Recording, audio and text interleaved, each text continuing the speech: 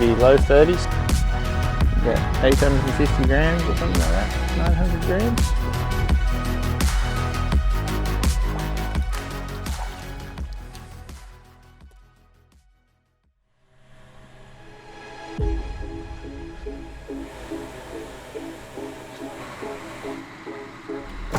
Working in the morning, working in the evening.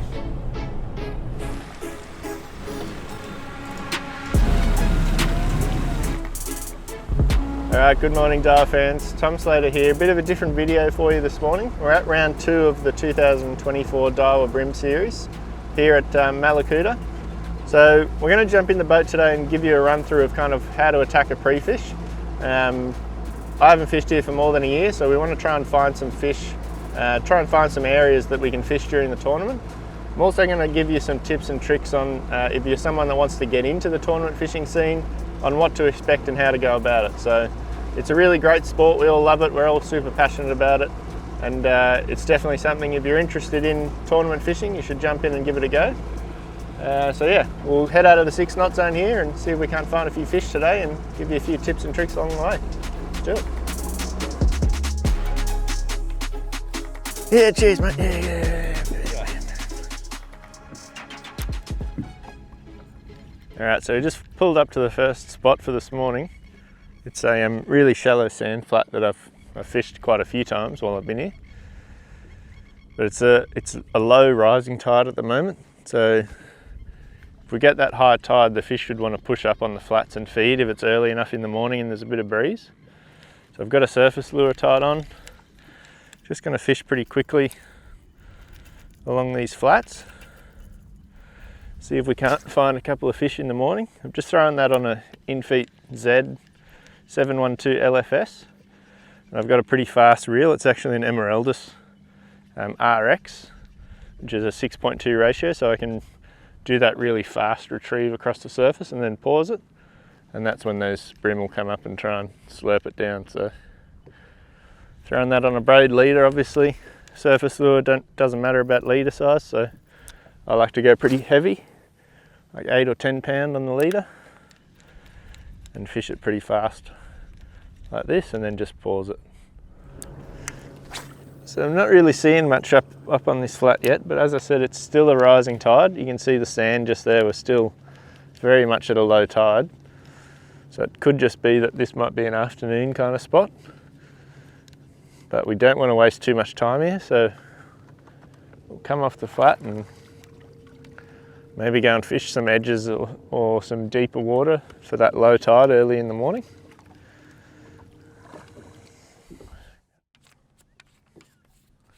Just grabbing another rod out of the locker. You certainly don't need heaps and heaps of rods to do a tournament like this. You know, 2 or 3 rods is plenty. Just going to put a plastic on this one. Mallacoota is kind of renowned for its soft plastic fishing on the edges, sight casting to fish. It's not a technique I do very, very often, but something that I like to do. I'm certainly not very good at it, but put a little soft plastic on this one and see if we can't catch a few fish. So a little 2500 TD Sol HD, one of the newer reels. Matches up nicely to that INFEET Z. Alright, so I'm just rigging up another rod. This will be my 3rd rod, crankbait rod. So INFEET Z 742 ULRS with an INFEET X 2000 reel, 3 pound straight through, J-thread finesse. And that'll be for crankbaiting, whether I'm fishing the flats or I'll just alternate lures. To start with, I'll chuck on one of my favourite lures, Spike 44 MR. And just tie that on the start. And then we can alternate between, when we're fishing the edge, we can cast it out a bit wider with the crankbait and then fish right up shallow with the soft plastic or the top water. That'll be our kind of 3-way punch for the morning. Alright, so just checking the tides. So I want to know, okay, so it's coming up to almost high tide. So really this is the time. We've got another, what is that, high tide? About another 45 minutes to an hour until high tide. So that tells me the high tide tomorrow morning for the tournament is going to be around 45 to an hour later than that. So we've got about a 9 o'clock high tide tomorrow morning for the tournament. So with that information, I'm going to try and fish shallow, right up on the edges, use that high tide, and then throughout the day we'll start dropping off the edge and fishing a little bit deeper. So go up and try some of that now. See if we can't find a few.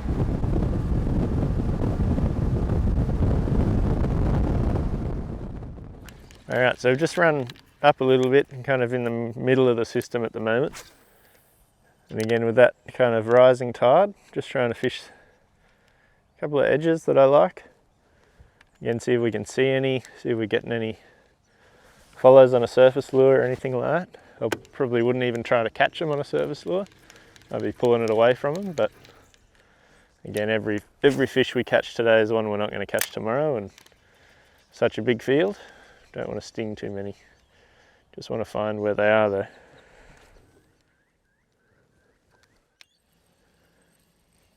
There's fish there, but I don't think they're bream.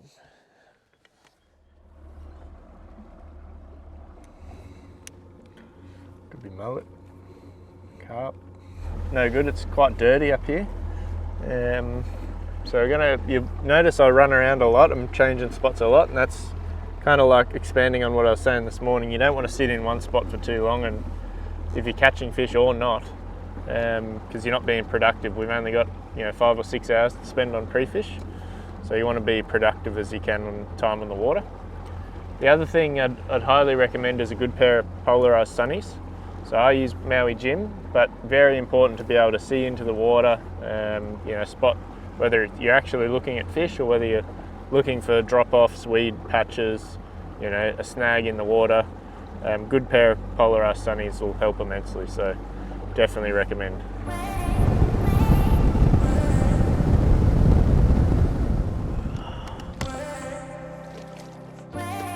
You ready for this bit of gold, mate? Ready? You filming? 40.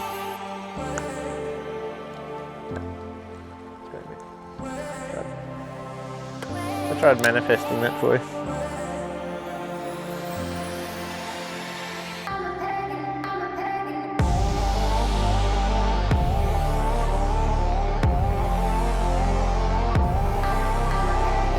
There's one, boys.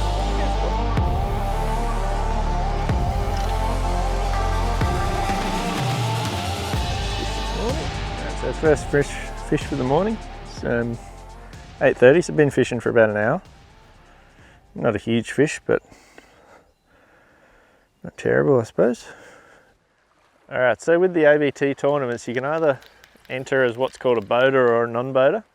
So in the brim and the bass rounds, it's a boater non-boater format, meaning the boaters are fishing against the boaters and the non-boaters are fishing against the non-boaters. So I'm entering as a boater, meaning I've towed my boat down, I'm fishing out of my boat for the weekend. What happens is the non-boaters will get randomly paired up with boaters for the weekend. So I'll have 2 non-boaters paired with me for each, one for each day, so 2 over the weekend. And they're just fishing against the other non-boaters in the field. So their limit is 3 fish. So they're trying to catch their 3 biggest bream. I'm trying to catch my 5 biggest bream. And so, I'm fishing against 69 other boats in this tournament, so there's 70 boats in total. I think there's 65 non-boaters, so there's 2 individual tournaments running at the same time, a boater tournament and a non-boater tournament. You enter the tournaments just on their website. You can go on and enter online. You have to be an ABT member, so I think that's not very expensive. Part of that membership is you get the ABT Tournament Angler Guide each year, which is a magazine as part of Fishing Monthly magazines. Gives you some articles from some of the anglers on, hot techniques or hot lures from the year. Often runs through the statistics of each season. Gives the Angler of the Year guys a pat on the back, grand final champions, that sort of stuff. And overall, it's a really good way to expand your fishing knowledge, especially if you're a non-boater. I mean, a day's charter these days is probably $400 or $500 for a full day charter to go out with a fishing guide. In an ABT you might pay I think $150 for a non-boater entry, and you get 2 days on the water, generally 3 if you travel with someone who can organise a pre-fish as well, with some of the best anglers in the country, and they'll be quick to tell you kind of what they're doing, share the information, and you'll learn a heap. So probably the cheapest charter in the country, being a non-boater and a couple of ABTs, and a great way to expand your fishing knowledge. Alright, so didn't really see too much along there after that fish. We had one more swirl on it. It fished a couple of 100 metres of bank for not much. Water's still quite dirty up here. We've had a lot of rain in January and over Christmas, so I think a lot of that water, dirty water, is still hanging around. So we'll just move around a couple of spots up here and see if we can't find a patch of cleaner water, and see if it is the watercolour that's turning them off. And if the whole top of the system's dirty, we'll go back down the bottom and try and find some clean water down there. So see how we go.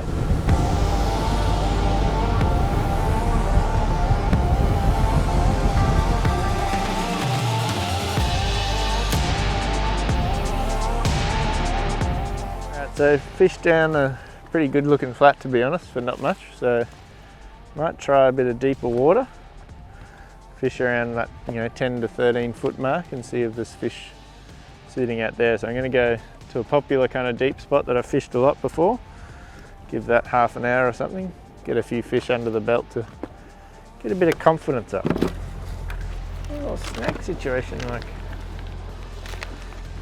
beef jerky situation, is looking a bit dire.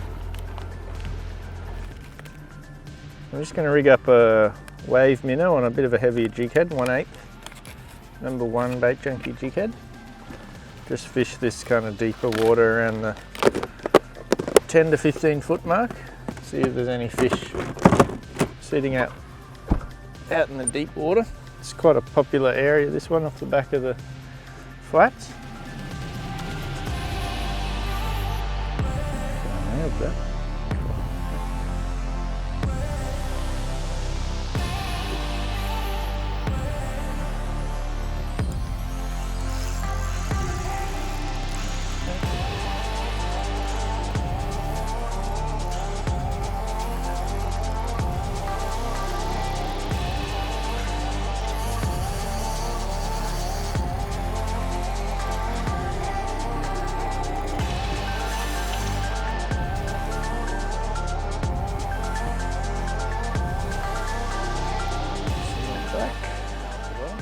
A huge fish. Back. Just hopping that wave minnow off the bottom and letting it sink back down. There's the telltale little clunk on the drop.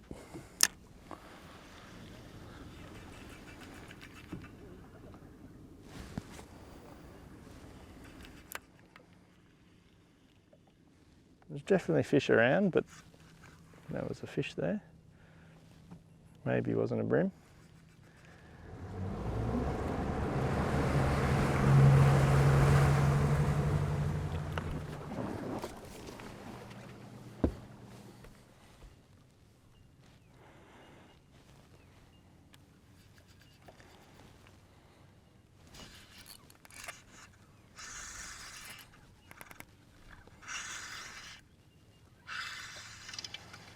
There's bream there, just few and far between. Few and far between.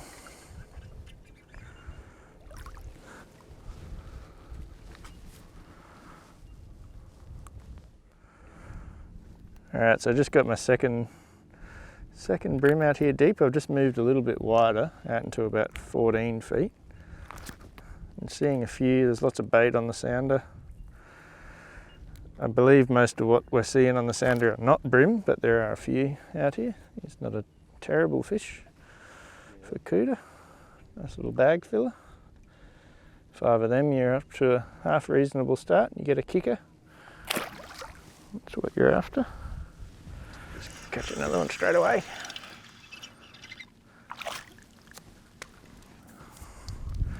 That's a better than average fish, probably. Low 30s on that wave minnow. Not a terrible fish. It's on that Wave Minnow 1/8 jig head, INFEET Z TD Sol HD combo. Alright, so that's enough for me to know that if I needed to, I could come here and get a limit. So no point catching any more than we need to. We'll shoot off and try and find another spot we can get a few.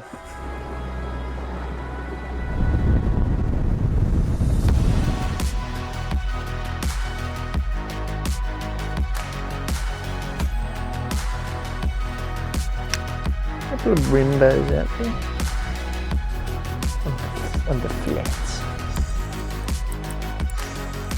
That's a flat one. That's a flat one.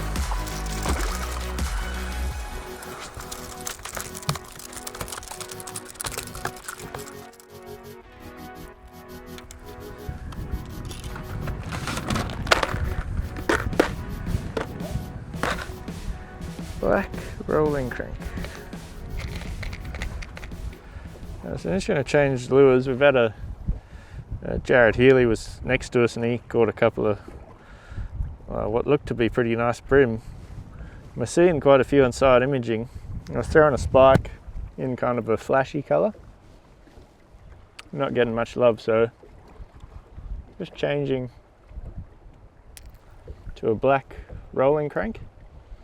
Black's quite a popular colour down here.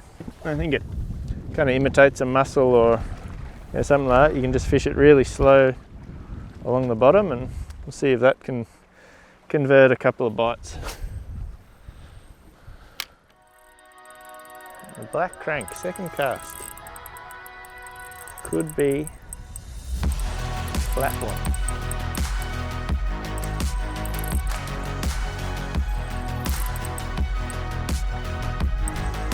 That's a brim, just a little one.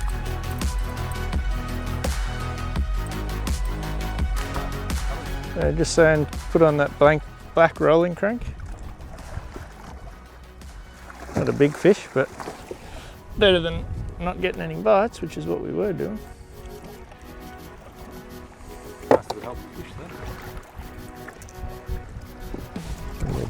Black rolling crank. It's the MR one. There's a DR and an MR in the shallows here, so don't want anything too deep. Oh, yep, that's a better one.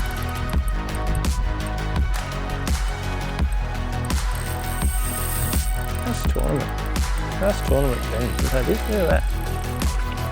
Nice tournament bend, that is.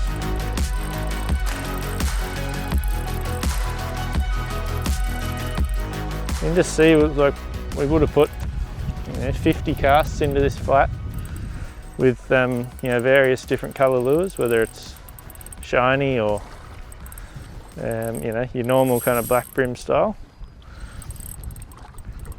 3 casts with black crank and 2 fish. Again, not a huge fish, but decent for Mallacoota these days. Alright. Yep, that's enough. I've seen enough here.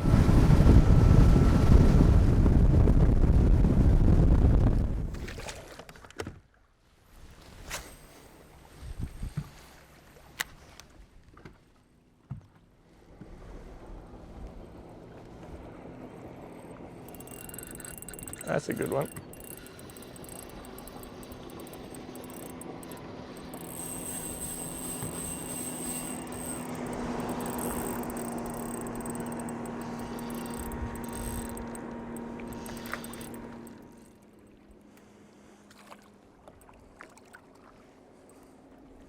Just came up to another shallow little pocket and thrown that black crank. Something about that black crankbait. Get them pretty good today. Huge one, but I'll be happy with 5 of them.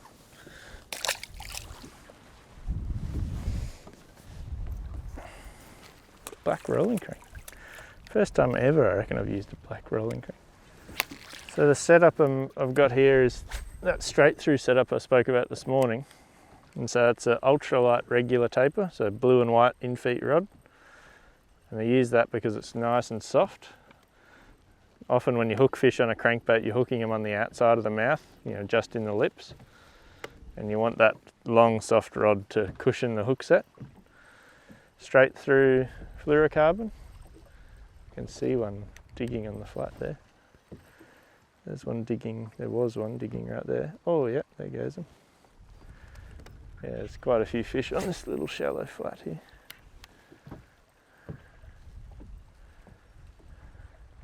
Yep, there's one. Little fella. There's a lot of fish on that flat there.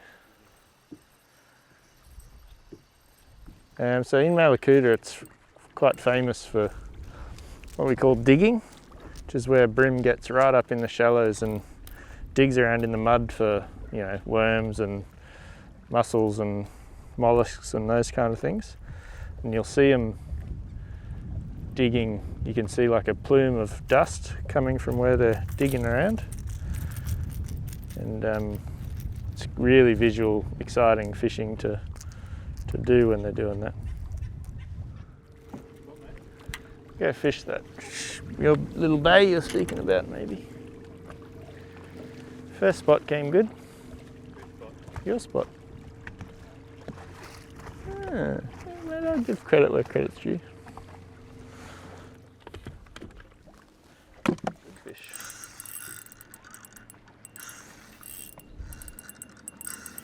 Not that good, but it's a bream. She's a bloody bream, mate. Black crank. Pre-fish pattern, black cranks.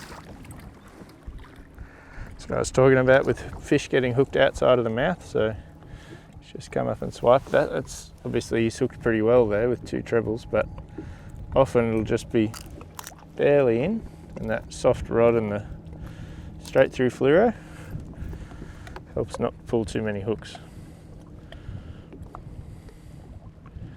He's not a bad fish. That's kind of the average size we've been getting today.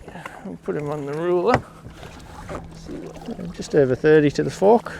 So he's not too bad.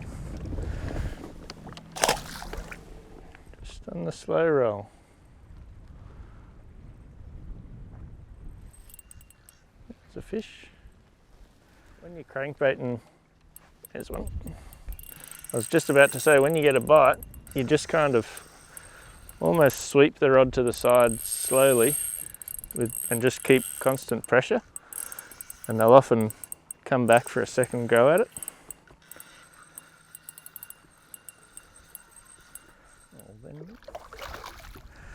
I'll put this one on the scales. Little fish.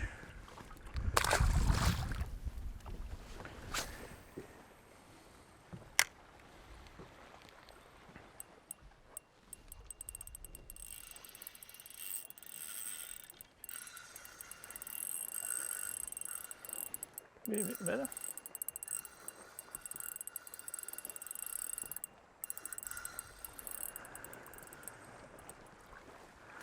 Yellowfin, that's why he fought harder.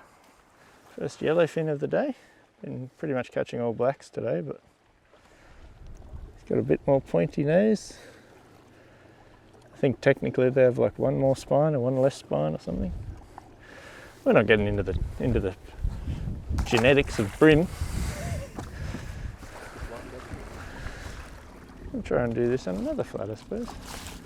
Alright, so since we've started catching a few more fish in that back of that bay, basically now what I'm doing is trying to replicate that across different areas. So I'm looking for areas that kind of look similar.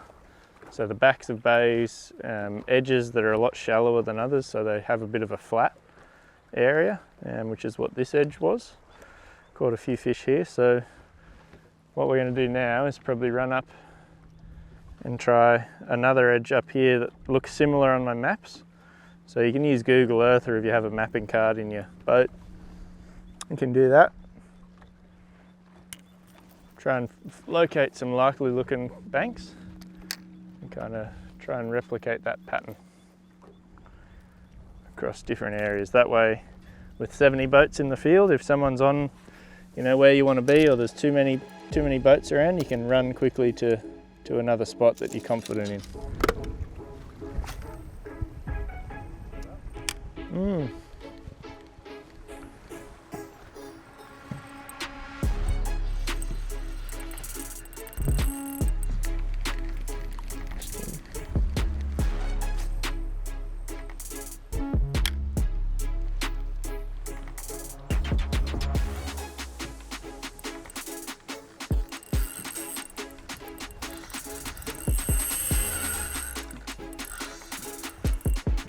Jeez.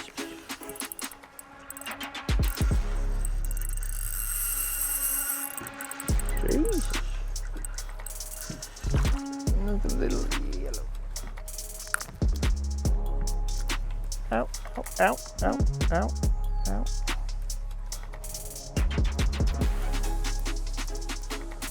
That's a little yellowfin, 2 in a row now. Might be a few along this edge, maybe.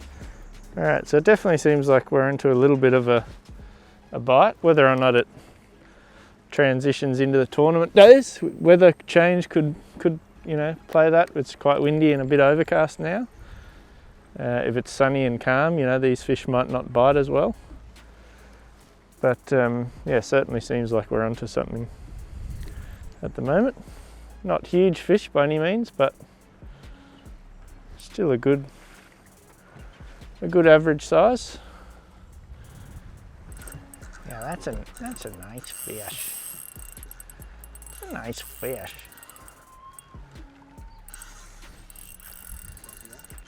Hmm? Yeah, he's back. Might have been one of those ones I could see digging up there. Is that going to go on the 3 pound? It's definitely the best one for the day. A solid fish, should be low 30s, sorry. About 850 grams or something like that, 900 grams. INFEET rolling crank MR, matte black. Yeah, hooks out. Put him on a stick. Might put him on the scale. 35 fork.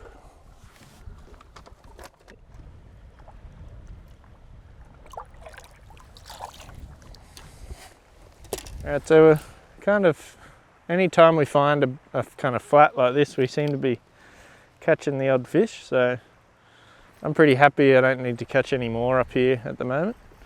So what we're going to do now, I think, is go right down to the front of the system and just check some of that really clear water down the front, some of the flats, and see if there's some kind of bigger than average fish getting around down there on those kind of ocean dwelling yellowfin bream that have come into the system. So see how that goes. Not that big, but it's not bad. It's not a blood flatfish. Gotta knock the sides off that one, wouldn't you, boys, eh? Mallacoota, famous for its flathead. Have a couple of big flathead comps here every year. That one wouldn't win any prizes by any means. Let him go. All right, so we've come right out the front. The ocean's just literally a couple of 100 meters behind us. We're just fishing these really windy flats here, just seeing if there's any yellowfin, bigger yellowfin getting around, you know, right out the front here. So give this half an hour and then that'll be it. That is big, whatever that is.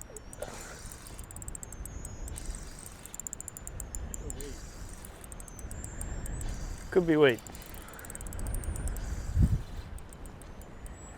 Yep, definitely weed.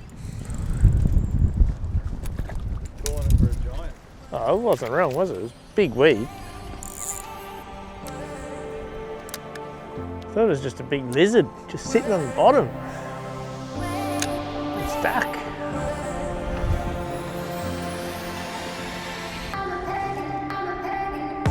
Yep.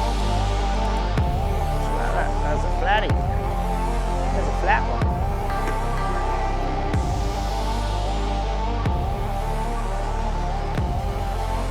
Tournament cast.